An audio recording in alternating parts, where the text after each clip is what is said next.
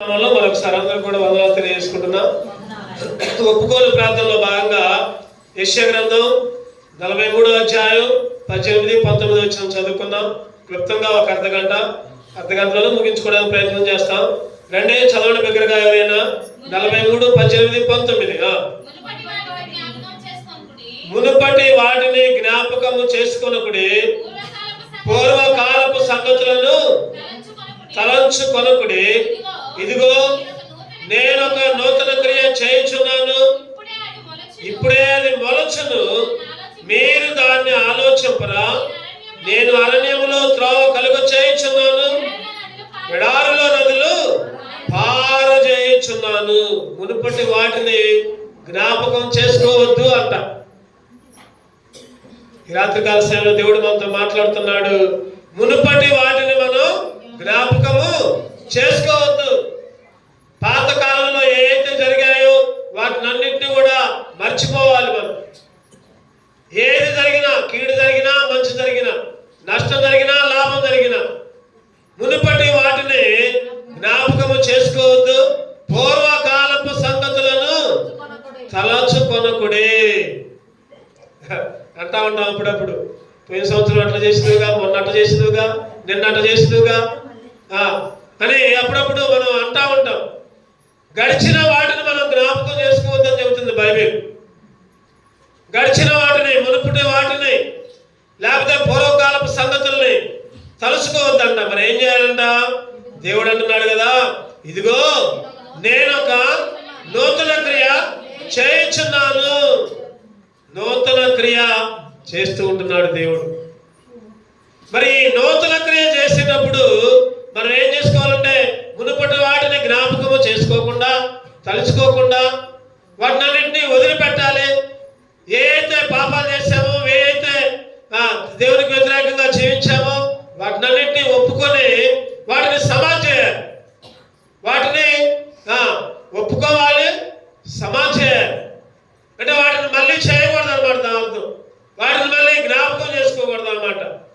ఏంటి మరి పాత సంగతులు ఏంటి? ఆ పాత సంగతులు ఏమి జ్ఞాపకం చేసుకోవద్దు, ఏమి ఒప్పుకోవాలి, ఏమి కప్పుకోకుండా దేవుణ్ణి అడగాలి. క్లుప్తంగా ఒక 5 విషయాలు మనం ధ్యానం చేద్దాం. సమయాన్ని బట్టి ఒక 5 విషయాలు, లేకపోతే 7 విషయాలు మనం ధ్యానం చేద్దాం. మొదటిగా పాత వాటిని జ్ఞాపకం చేసుకోవద్దు, గుర్తు తెచ్చుకోవద్దు. ఏంటంటే మొదటిగా లేవీకాండం పరిశుద్ధ గ్రంథం నుంచి లేవీకాండం 13వ అధ్యాయం. లేవీకాండం 13వ అధ్యాయం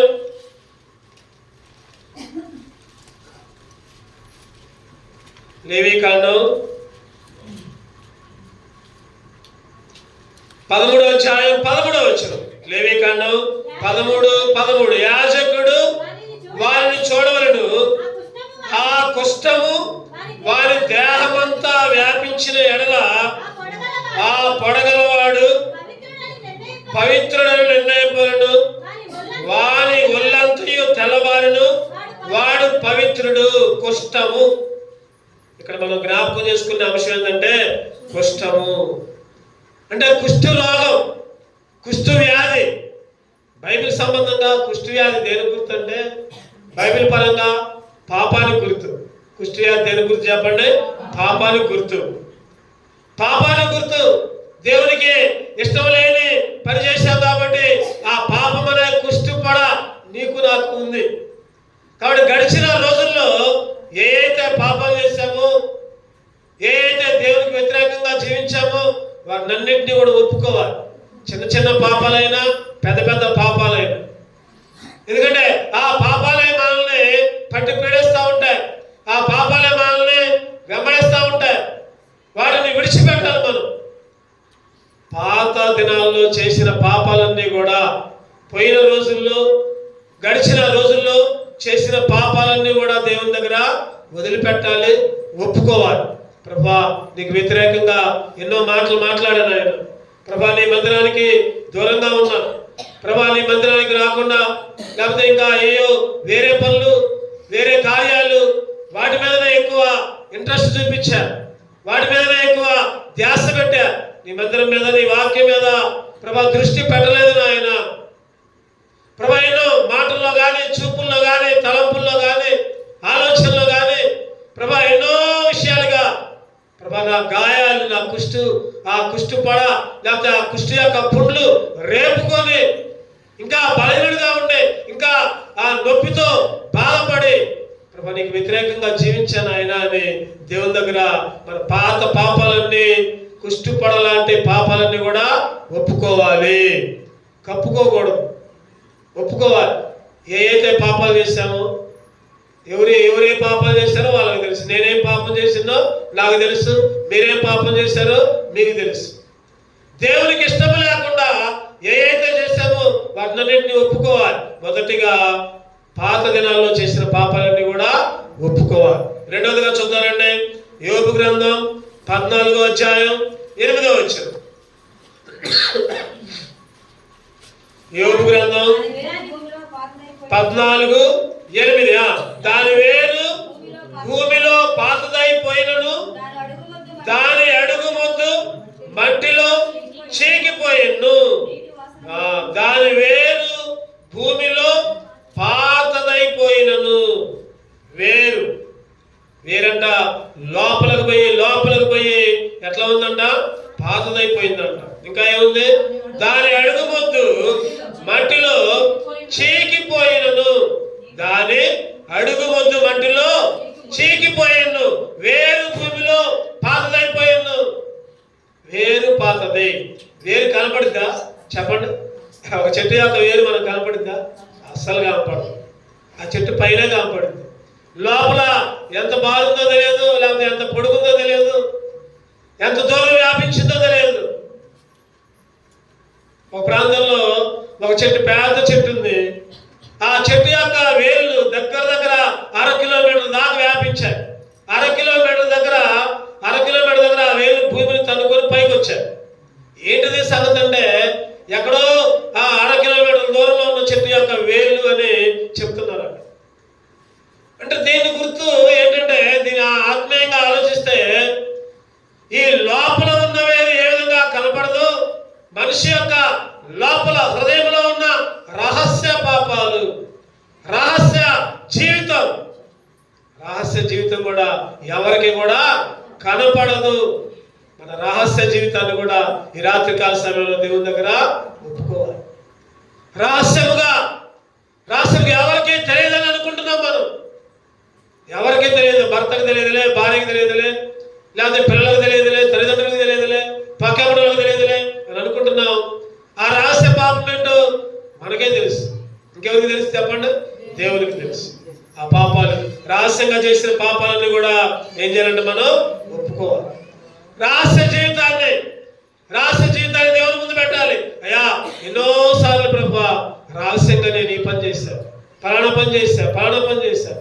ఈ రాత్రికాల సమయంలో ఒప్పుకుంటున్నాను. ఆయన ప్రభా మీరే నన్ను కనికరించండి, ఇంకొకసారి ఆ రహస్య పాపాన్ని నా జీవితంలో ఉండకుండా చేయండి అని దేవుణ్ణి అడగాలి. మూడవదిగా చూద్దానండి.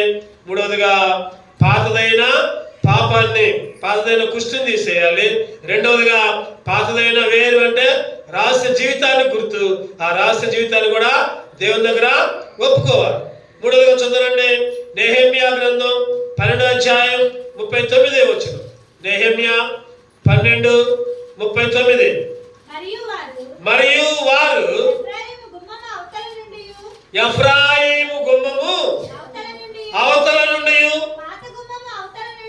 పాత గుమ్మము అవతల నుండి, మచ్చపు గుమ్మము అవతల నుండి,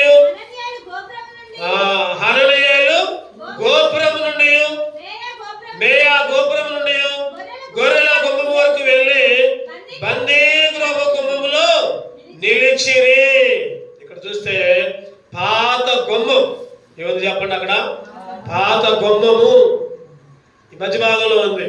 పాత గుమ్మము అంటే గుమ్మము దేని గురించి చెప్పండి? లోపలికి రావాలంటే దారి ఏంటి చెప్పండి? గుమ్మం నుంచే రావాలి. అంతేనా? గుమ్మం నుంచే రావాలి. అంటే గుమ్మం అంటే త్రోవ, దారి.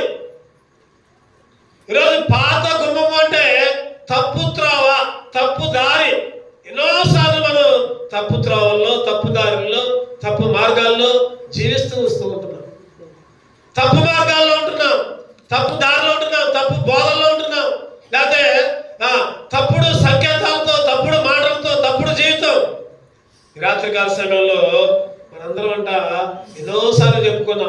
వలె ఏం చేశాను చెప్పండి, త్రోవ తప్పాం. 119వ కీర్తనలో ఉంటుంది అన్నమాట. చదవండి 119వ కీర్తన, కీర్తనలు 119, 176 చదవండి. 119, తప్పిపోయిన గొర్రెవలే నేను త్రోవ విడిచి తిరిగి తిని నీ సేవకులు వెతికి పట్టుకుని, ఎందుకనగా నేను నీ ఆజ్ఞలను మరచువాడను కాదు. తప్పిపోయిన గొర్రెవలే, ఏ గొర్రెలాగంట, తప్పిపోయిన గొర్రెవలే, గొర్రెల వలె త్రోవ తప్పారు. గొర్రెలు కూడా దారి తప్పుతూ ఉంటాయి, పోతా ఉంటాయి, మంచిగా పోతాయి, ద్రావ తప్పుతూ ఉంటాయి, తప్పుడు మార్గాలు అవుతాయి, బలి అవుతాయి. ఎవరికి? శత్రువుకి, సింహానికో, లేకపోతే నక్కకు, లేకపోతే ఇంక దేనికో ఎలుగుబంటుకు బలి అవుతా ఉంటాయి. ఈరోజు నువ్వు నేను కూడా గొర్రెల్లాగా తప్పిపోయి తప్పుడు మార్గంలో పోయి చెప్పండి, సైతాను అనే సింహానికి బలిగా ఉంటున్నాం. సైతాను అనే సింహం నోట్లోకి పోతున్నాం, సైతాను అనే సింహం దారిలోకి పోతున్నాం. ఈరోజు తప్పిపోయిన గొర్రెల్లాగా ఉంటున్నాం అనుకుంటున్నాం కదా, ఇదే సరైన మార్గం అనుకుంటున్నాం. నేను ఏదైతే అనుకున్నానో అదే కరెక్ట్, నేను ఏదైతే దారిలో పోతున్నానో అదే కరెక్ట్, లేకపోతే నేను ఏదైతే మాట్లాడుతున్నానో అదే కరెక్ట్. నేను పట్టుకున్న కుందేలుకి చెప్పండి ఎన్ని కాళ్ళంట? 3 కాళ్ళు. నేను పట్టుకున్న కుందేలుకి 3 కాళ్ళు. ఒకడంట ఒక కుందేలు పట్టుకుంటాను. కుందేలుకి ఎన్ని కాళ్ళు ఉంటాయి? అసలు 4 కాళ్ళు ఉంటాయి. ఆ 4 కాళ్ళలో ఒక కాలు పట్టుకున్నాడు అంట. ఒక కాలు పట్టుకొని వాళ్ళు లెక్క పెడుతుండే కుందేలుకి ఎన్ని కాళ్ళు ఉంటాయి, ఎన్ని కాళ్ళు పడుతున్నాయి. వాడు పట్టుకున్న కాలేమో లెక్క పెట్టట్లా, మిగిలిన 3 కాళ్ళు లెక్క పెట్టుకొని అంటుండే కదా, నేను పట్టుకున్న కాలుకి 3 కాళ్ళు, నేను పట్టుకున్న కుందేలు. ఈరోజు నువ్వు నేను కూడా మనం ఇది చాలా సింపుల్ అనుకుంటాం. మనం ఏముందిలే కుందేలుకి, నేను పట్టుకున్న కుందేలుకి 3 కాళ్ళే లేదు, ఒక సామెత అనుకుంటాం. కానీ ఎన్నోసార్లు నేను ఏదైతే అంటానో అదే కరెక్ట్ అని వాదిస్తాం, తగాదాలు పెట్టుకుంటాం, దానికోసం అలుగుతాం, దానికోసం ఎన్నో మాట్లాడుతూ ఉంటాం. ఈ రాత్రికాల సమయంలో ఎన్నోసార్లు తప్పిపోయిన మార్గంలో ఉంటున్నాం. ఎన్నోసార్లు నాదే కరెక్ట్ అని అనుకుంటూ ఎన్నోసార్లు కలిగి ఉంటున్నాం. ఈ రాత్రికాల సమయంలో ఒప్పుకోవాలి ప్రభా. ఎన్నోసార్లు ప్రభా నీకు వ్యతిరేకంగా మాట్లాడుకుంటూ నేనే కరెక్ట్ అని అనుకున్నాను, నేనే నా దారే కరెక్ట్ అని అనుకున్నా. ప్రభా సరైన దారిలోకి నన్ను నడిపించాయని దేవుని దగ్గర మన పాపాలను ఒప్పుకోవాలి. నా త్రోవని సరిచేయ, సరైన త్రోవలోకి నడిపించాయని దేవుని దగ్గర అడగాలి. 1 పేతురు 2వ అధ్యాయం 25వ వచనం చదవండి. 1 పేతురు 2వ అధ్యాయం 25వ వచనం, మీరు గొర్రెల వలె దారి తప్పిపోతుంది, కానీ ఇప్పుడు మీ ఆత్మ కాపరియు అధ్యక్షుడైన ఆయన వైపుకి మళ్ళీ దారి తప్పారు. కానీ ఆత్మల కాపరి దగ్గరికి దారి మళ్ళారు. ఆత్మల కాపరి దగ్గరికి తీసుకుని వచ్చాడు దేవుడు. ఆ ఆత్మల కాపరి దగ్గర ఒప్పుకోవాలయ్యా, నేను దారి తప్పానయ్యా, ఎన్నోసార్లు చూపుల్లో తప్పా, మాటల్లో తప్పా, వ్యతిరేకంగా జీవించా, ప్రభు నన్ను క్షమించాయా.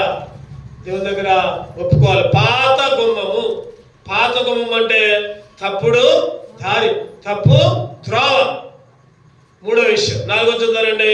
ఒప్పుకోవాలి. రాత్రికాల సమయంలో వీటిని ఒప్పుకోవాలి. 1 కొరింథీ 5వ అధ్యాయం 7వ వచనం. 1 కొరింథీ